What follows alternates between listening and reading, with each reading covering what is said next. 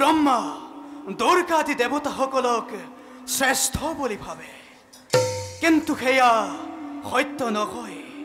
পৃথিৱীতে নাৰায়ণে সমগ্ৰ জগতৰ কাণ্ডাৰে বৃক্ষৰ মূলত পানী দিলে যেনেকৈ ডাল পত্ৰ খবে হয় মুখৰিত, তেনেকৈ কৃষ্ণক স্মৰণ কৰিলেহে সকলো দুখ খণ্ডন হয়। এক চিত্ৰ মতে যে কৃষ্ণক স্মৰণ কৰিব তেওঁৰ কলকৃত সকলো দুখ খণ্ডন হ'ব। শৰীৰ বিমুখ কৰা জনৰ পৰিত্ৰাণ নাই, মুখতে ৰাম নাম, হৰিৰ নামত যাৰ প্ৰেমে তেওঁৱেই পুণ্য ভাগৱত।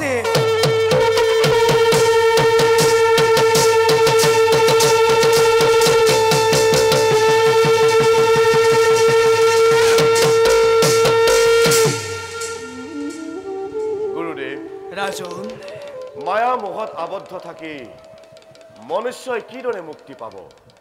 ভক্তনো কোন আৰু ভক্তি কেনেকৈ উদয় হয়? যিজনে দুৰ্লভ মনুষ্য জীৱন পায়, মায়ামুখত আবদ্ধ থাকি ৰতি শোকতে নিমগ্ন থাকে, এই অনিত্য সংসাৰৰ কথা তেওঁ একোকেই নাজানে।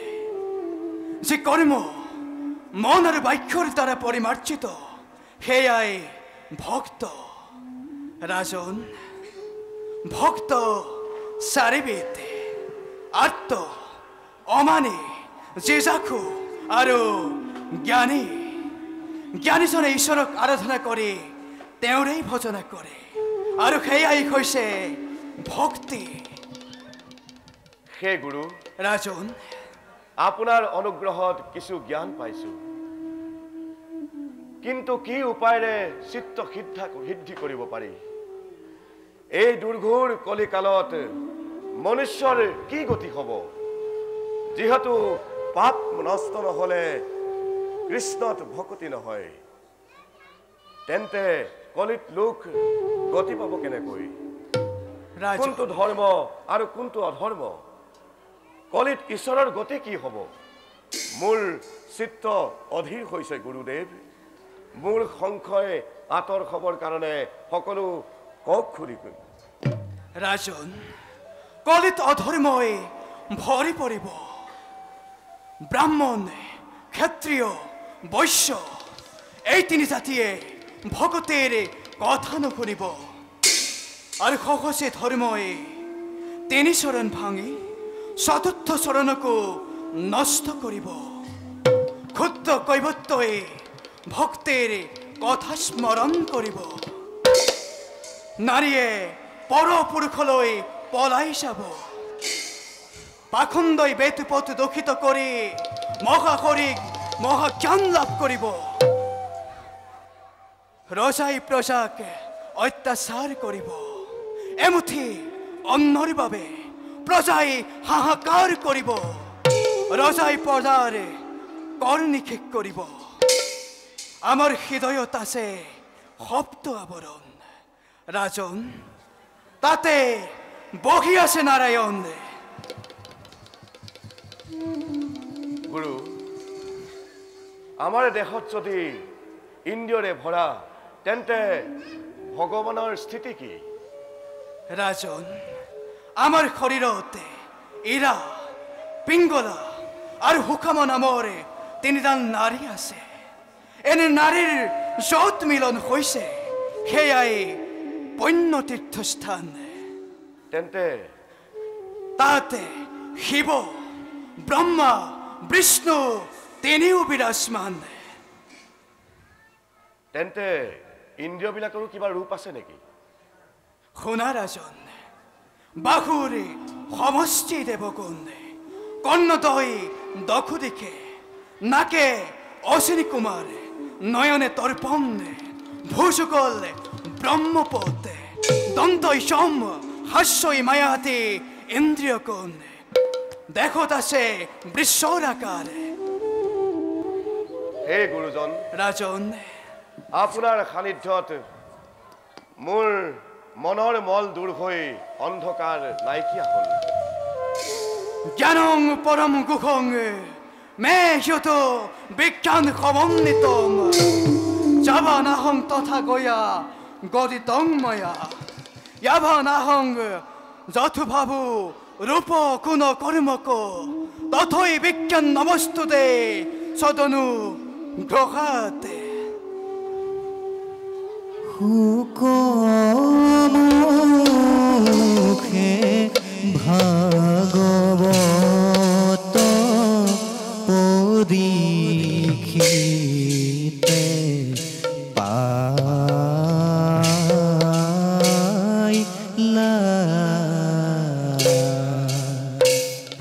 তেতিক্ষণে মহারাজে আত্মজ্ঞান লভিলা তেতিক্ষণে মহারাজে আত্মজ্ঞান লভিলা। হে গুৰুদেৱ, ৰাজন আপোনাৰ কৃপাতে মোৰ জ্ঞান চক্ষু মুকলি হ'ল।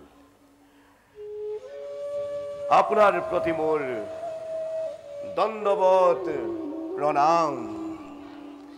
জ্ঞান পিপাখু পাণ্ডব নন্দন এবে ভাগবত মূর্তি হোনা তুমি।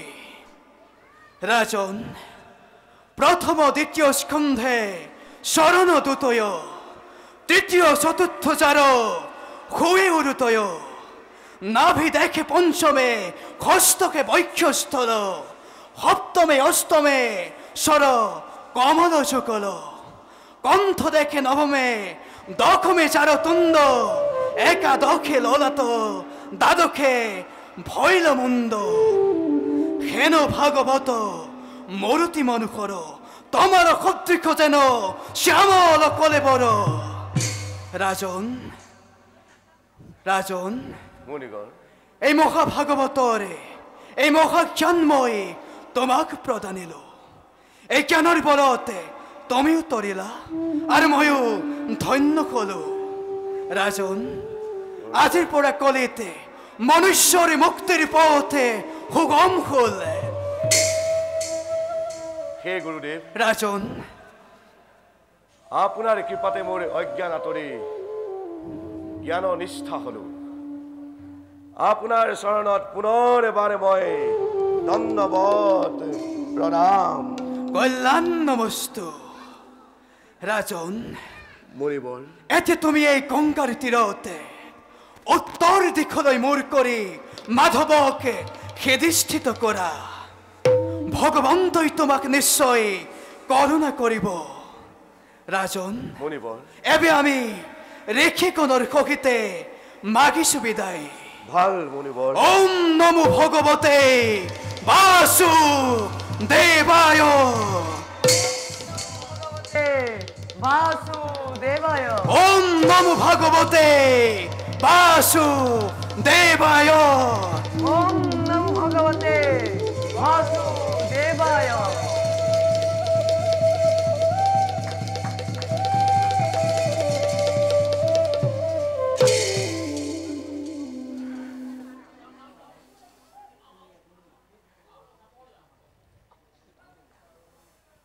হে পূর্ণ ভগবত Krishna Madhav,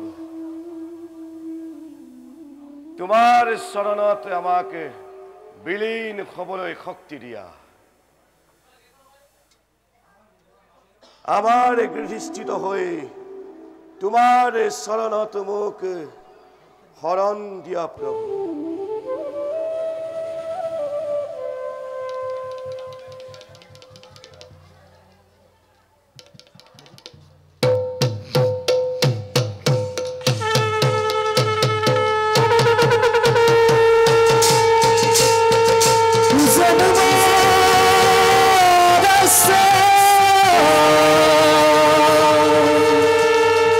Zet tu praia di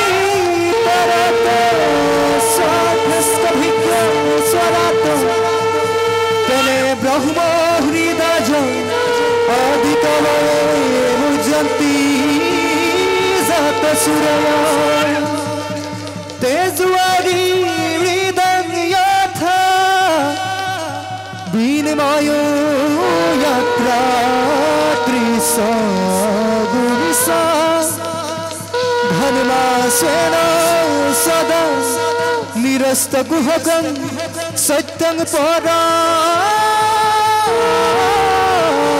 ধীমহি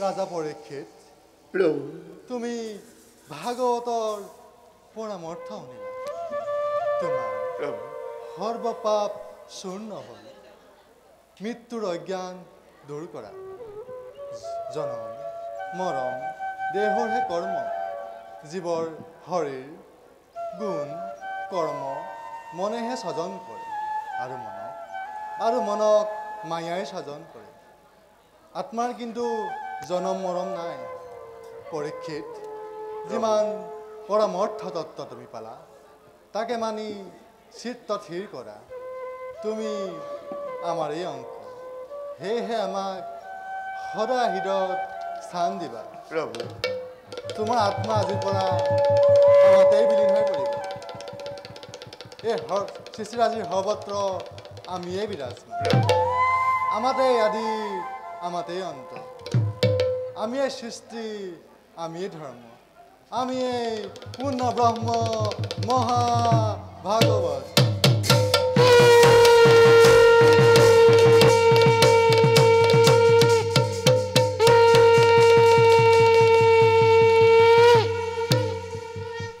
দেখা দেখা হৰিব জন ঈশ্বৰৰ লীলা হে পৰীক্ষিত মহাৰাজে ও ভগৱত দৰ্শিলা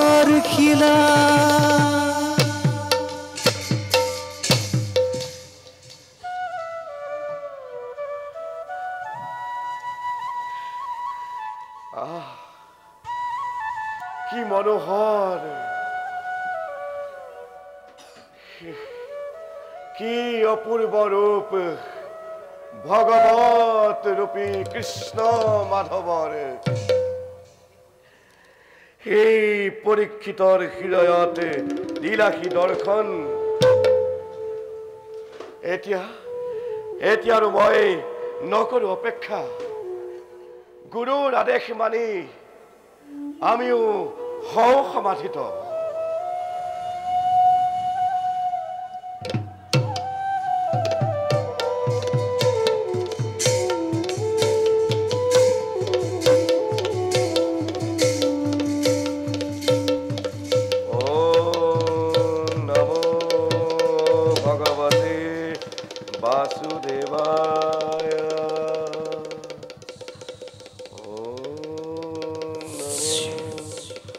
ভগৱতে বাসুদেৱায়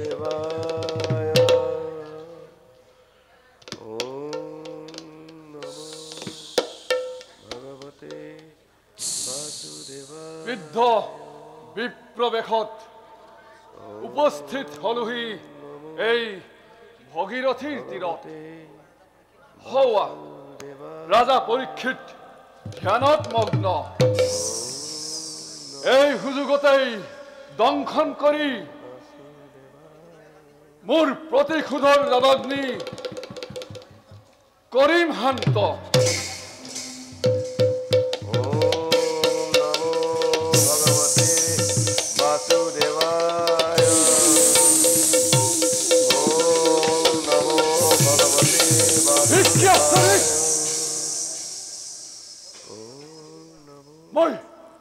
মই পৰীক্ষিতৰ কাষ চাপিব পৰা নাই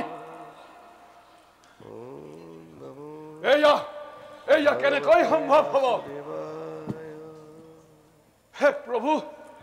হে প্ৰভু মোক পথ দেখুৱাই দিয়ক শুনা তথ্য তুমি প্ৰতিশোধৰ অগ্নিলৈ পৰীক্ষিতৰ কাষ চাপিব নোৱাৰা পৰীক্ষিতে মহাভাগৱত ব্ৰহ্মজ্ঞান লাভ কৰি ভগৱন্তৰ সাধিন্য লাভ কৰিলে তোমাৰ দ্বাৰা পৰীক্ষিতক দংশন সেয়া তোমাৰ এক কৰ্তব্যহে মাত্ৰ আৰু পৰীক্ষিতৰ বিধি লিখন সেই প্ৰতিশোধৰ কথা ত্যাগ কৰি কৰ্তব্যৰ কথা চিন্তা কৰা অন্যথা তোমাৰ এই অমংগল হ'ব সঁচা কথা নমো সঁচা কথা ভগৱান আকাশবাণীয়ে দিলে হকিয়াই পৰীক্ষিতক দংশন কৰাটো মোৰ এক কৰ্তব্যহে আৰু যে মৰ্মান্তিক হে ৰাজা পৰীক্ষিত তুমি মহাভাগৱত লাভ কৰিলা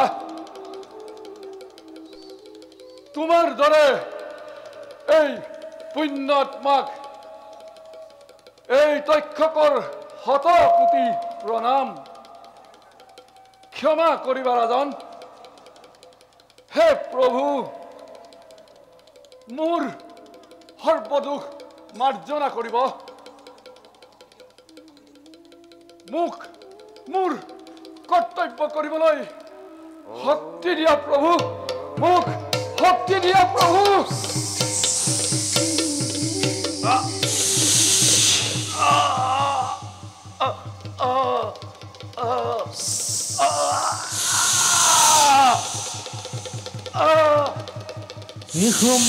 লীলা জগত লীলা ও হস্তি ৰাজন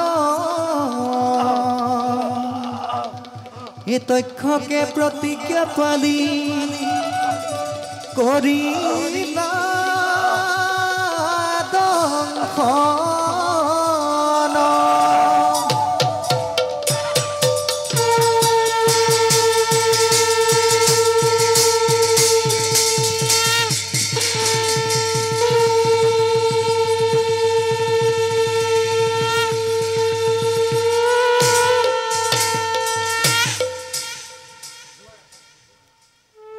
রাজা তোমার পুণ্যাত্মায় মুক্তি লাভ করক জগতত তোমার গুণগান আজীবন প্রতিষ্ঠিত হোক যাতে পৃথিবীত মহাভাগবত ধর্ম সৃষ্টি হয় কলিত মনুষ্যৰ পথ মুক্তি হয় আৰু ময়ো যাওঁ পৰীক্ষিতৰ নশ্বৰ দেহ সৎকাৰৰ ব্যৱস্থা কৰোঁগৈ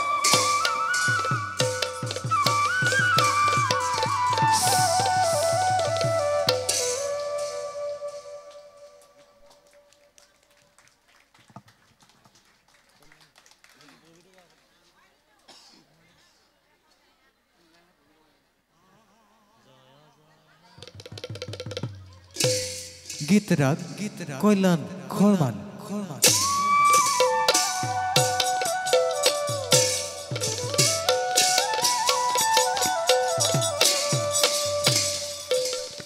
জয় জয় নাৰায়ণ পূৰ্ণ ব্ৰহ্ম সনাতন পূৰ্ণ ব্ৰহ্ম সনাতন তুৱা পাৱে কৰো বন্দন তুৱা পাৱে কৰো